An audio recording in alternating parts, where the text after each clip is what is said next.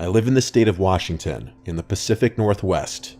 I used to work at a late-night diner on the side of the highway. I was 29 years old. I worked the closing shift pretty often. The diner would close at 2 a.m., which was incredibly late considering how scarcely populated the area is.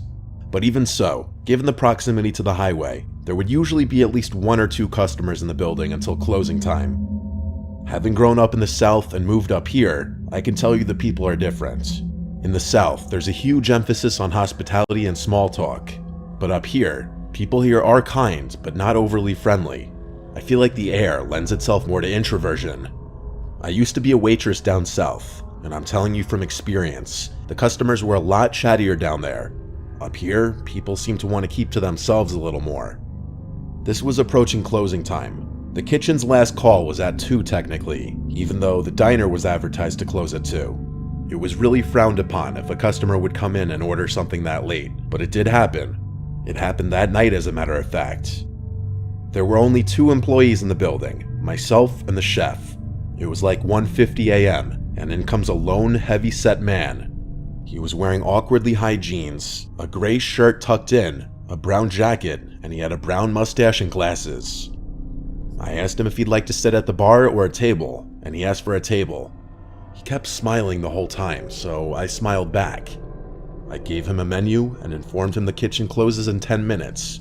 He looked at the menu for a few seconds, and then said he'd like a black coffee and some French toast. Around this time, he also introduced himself as Nolan. Luckily, his order was simple enough. I went into the kitchen and told the chef the order, who still had a slightly annoyed face in reaction, which I just responded to with, "I know." I stepped back out to the dining area, and Nolan waved me over. As I neared, he struck up a conversation with me, something rather unusual for folk around here at this hour. He asked me if I was from the area, and started complaining about all the potholes in the road around here. I responded, yeah, it's all the freezes we get in the winter. Basic small talk. I did tell him that I'm from around here, and he perhaps pressed a bit too specifically about where I was from. I told him a vague, general area. I never tell people exactly where I live, obviously. He said he just moved to town not too long ago. As he spoke, I analyzed his body language and character in general. He seemed like a somewhat nerdy older guy, and this may have been his idea of flirting. Didn't bother me much though.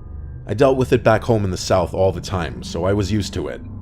Since this was the last customer of the night, the chef personally came out and placed his food on the counter. I went to grab it and bring it to Nolan. By this point, he had his food and coffee, and everything else was about ready to close up shop. I wiped down the counters and tables and everything already. I stayed behind the counter, a little further away from Nolan, because I was tired of conversing with him. My social energy was drained, and I was ready to get home and go to sleep. When he finally finished his food, I went to drop off his check before he even asked for it, politely, non-verbally implying that we were closed and we wanted to get home. He paid by card, and then he left. The chef would be the one closing up the place, so after cleaning Nolan's table and gathering all my belongings, I said goodbye to the guy working in the kitchen and walked out to my car. There were 3 cars in the lot, mine, the chef's, and a third one that I couldn't explain. There was a silver, older looking car, like a 2005 Toyota or Audi or something. I wasn't sure. I also couldn't tell if the windows were tinted or if it was just so dark out that I couldn't see into the car. But I wasn't able to tell if someone was in the car or not. It was parked on the dirt closest to the highway. I wondered if it was Nolan's car. I got in my car and started heading home. The diner to my home is about 20 minutes. I was on the highway when a ding came from my dashboard and the tire pressure screen popped up. I started freaking out. I didn't know how to change a tire. I'd never even called my roadside assistance company. I was still a decent way from home. The tire pressure to my rear passenger side tire was dropping rather rapidly all of a sudden, from 20 down to 10, and then I started feeling not just the steering wheel shake, but the entire car shake. I had to pull off the road. I came to a stop and got out of the car real quick to look at the tire, and it was as flat as could be. Suddenly, as if they were just flicked on, a pair of headlights lit up the side of the road as it approached me, then slowing to a stop. I hurried back inside my car and locked the door. I truly didn't know what to do. And then there was a light tap at my window. I looked up and saw Nolan, the man from the restaurant. He waved at me with a smile. He was wearing gloves now. For the sake of the story, I'll use a fake name for myself. Nolan said through the window, "Kathy, is that you? Are you okay?" He laughed, acting like it was such a coincidence.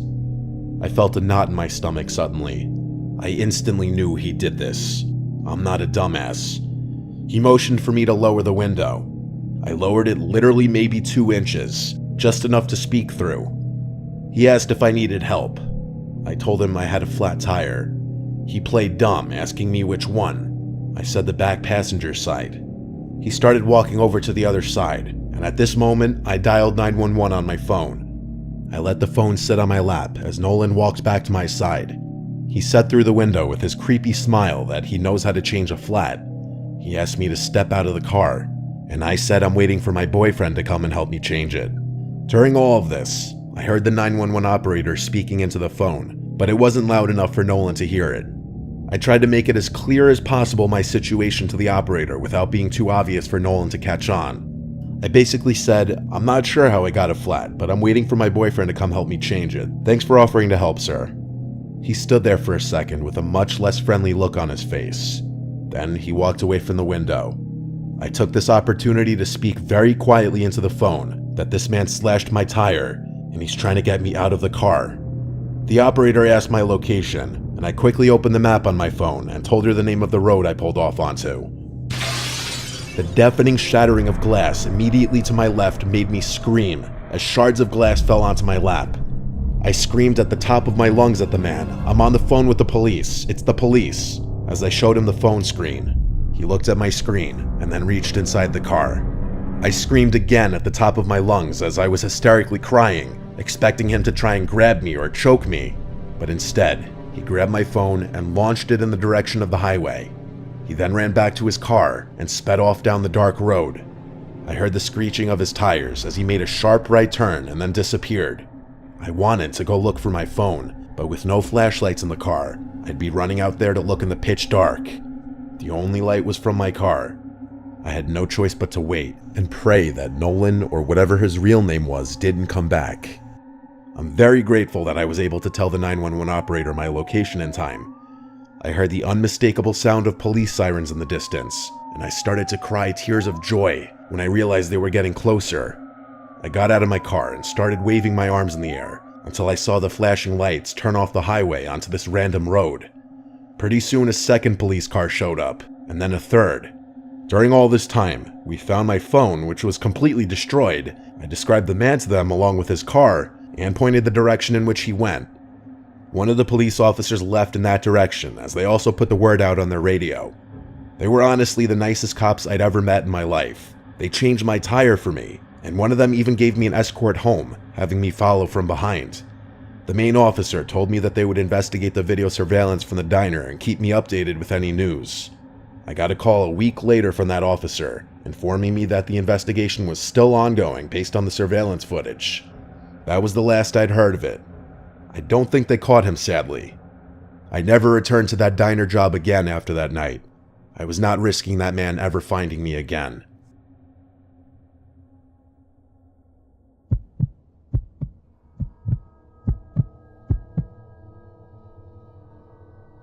I'm a 15-year-old guy working at an amusement park in upstate New York. This only happened a year ago, and it still gives me chills thinking about it. It was a crisp October Sunday, one of the last few days the park would be open until it closed until May. It seemed like just another normal day at work. Boy, was I wrong. After checking in and working at my station for about 5 hours, I looked at my watch. 4:55 p.m. was the time. My shift ended in 5 minutes. I felt relieved and exhausted. As I began packing up my things, a man with a scraggly beard and messy hair approached me. He was wearing a gray t-shirt with a few stains on it and black sweatpants covered in holes. I thought to myself, I just need to get through this last one. "Can I help you?" I asked the man. He stared at me for a few seconds, and then he kept turning his head as if someone were following him. I was starting to get a little creeped out. "Sir, can I help you?" I repeated my question, starting to sound a little annoyed.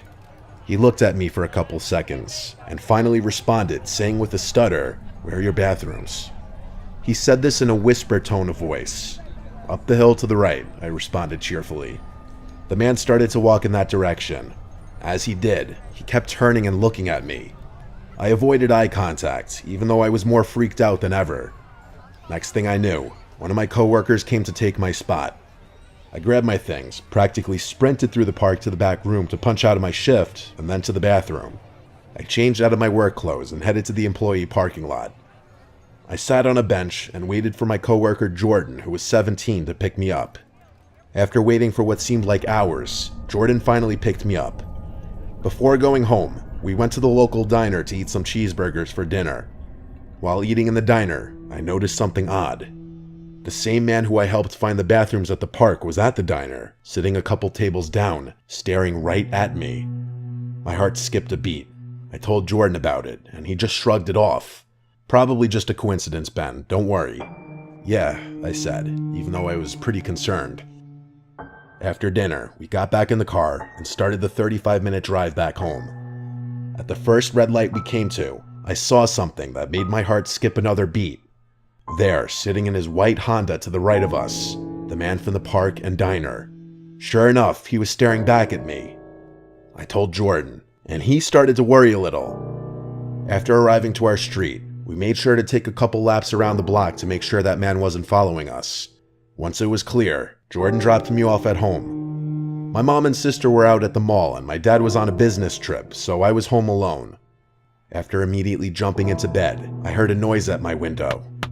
I slowly got up and looked outside and saw something that will forever send chills down my spine. Right there on my front lawn was the man, looking right at my window, smiling. I immediately grabbed my phone and called 911, but once the police arrived, the man was gone. I immediately quit my job at the amusement park right after the park closed for winter. I haven't seen the man since this incident. This was an experience that I'll never forget.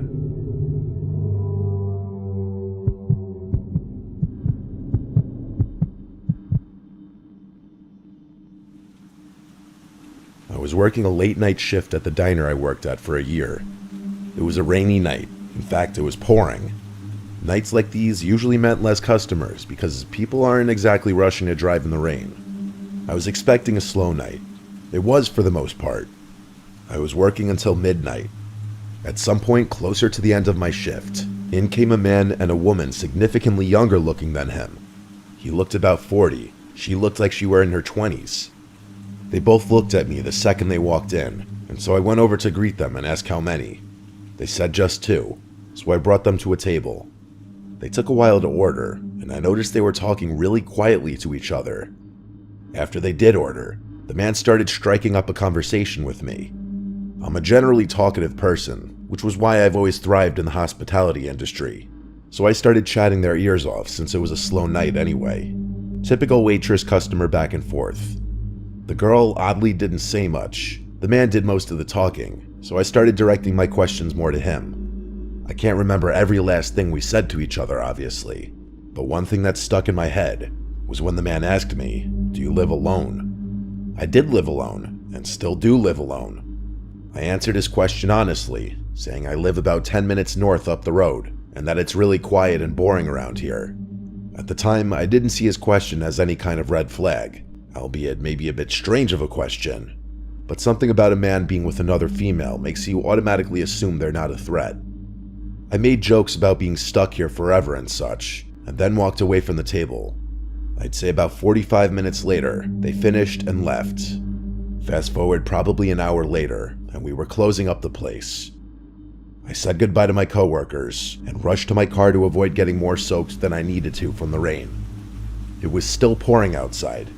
I drove home slow because of the conditions. The second I got home, I ran straight to the front door and let myself in. I didn't even notice that neither of the other tenants' cars were parked outside. My living situation was the middle floor of a home with 3 apartments in it. There's a side entrance with a stairway that has an entrance to all 3 floors. My being on the first floor meant that I could enter through the front door. After setting my keys and stuff down on the kitchen counter, there was a manic pounding at the front door. It was nearly 1 a.m. I had no idea who it could be besides maybe one of the other tenants in the house. There's 2 doors, the glass storm door and the inner door. I always keep both locked for safety. I opened the inner door and saw a girl on the other side of the storm door. She was drenched. She was wearing a gray sweater with the hood up, partially obscuring her face. She begged me through the door to let her in so she could use a phone. Before doing that, I first had to feel her out, of course. I asked her if she's lost. She replied that a creepy man was following her around and she needed help. Something about this girl, though, was strikingly familiar. I asked her who the man was and where he was. She turned around and then said, "I don't know." She kept begging me to open the door. She even tried opening it herself. I then realized why she looked familiar. She looked like the girl from the diner that was with that man. So I asked her straight up, "Weren't you at my diner before?" She didn't acknowledge my question. Maybe she didn't hear me, but she turned around once again and started freaking out, pounding on the door, saying, "There he is." I looked beyond her to the street, and I saw a large man slowly walking towards the house. As the man slowly got closer, the girl kept looking at me with a look that would imply she's more confused than anything as to why I'm not opening the door. The man got close enough for me to realize I was right. It was that man from the diner, and this was the girl sitting with him at the diner. I think she saw it in my eyes the moment I realized, and she turned to the man and screamed, "Go!" The man started charging at the door, and I slammed the inner door shut and locked it. I didn't hear any kinds of knocks or bangs. I wasn't about to open the door again to check if they were still there, though. I went to the stairway to go upstairs and knock on the upstairs tenant's door. The stairway is separated from the 3 apartments by a door on each level. After knocking a bunch of times, nobody answered. I tried the same thing at the downstairs door. No answer either. This was when I looked out the windows and realized none of their cars were here tonight. I was alone in the house. I went back up to my apartment and then locked the stairway door. My mind was racing, conjuring up possible explanations. The most obvious explanation was that it was a trap to get me to open the door so that they could rob me, or worse. It suddenly made sense why that man asked me if I lived alone. I had to just sit on the couch for a few minutes and think.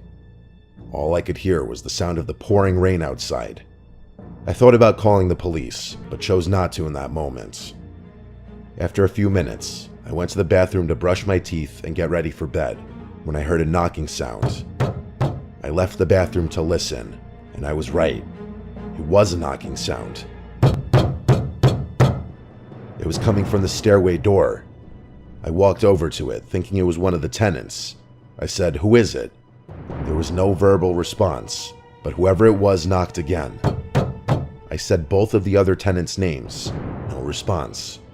The only thing I could say is, "If you don't identify yourself, I'm calling the police." I practically screamed it. They heard me for sure. They knocked once again. So I yelled, "What do you want?" And a voice from the other side said, "Your blood on me." I ran to my room and locked myself inside and called the police. I hid in my closet while I was on the phone, and I stayed in there. The sounds of the rain, wind, and thunder outside constantly startled me. I worried about any little sound coming from inside the house. It was the longest 10 minutes of my life before I was told to let the police inside the house at the front door. They wrote a report of everything. They checked the front and backyard. Then they suggested I find another place to sleep for a few nights. I took that advice and packed a bag real quick while they were there, and then left to drive to my parents' house for the night. I returned the next day to the house. There was a knock at the stairway door, and this time it was actually my neighbor from upstairs. I opened the door, and he pointed at the door and asked, "What's this about?" I was horrified to see a message on the door saying, "Thanks for the service, Beth." It was written in marker. I couldn't stay there for a while. I had to stay with my parents for a few weeks until this blew over.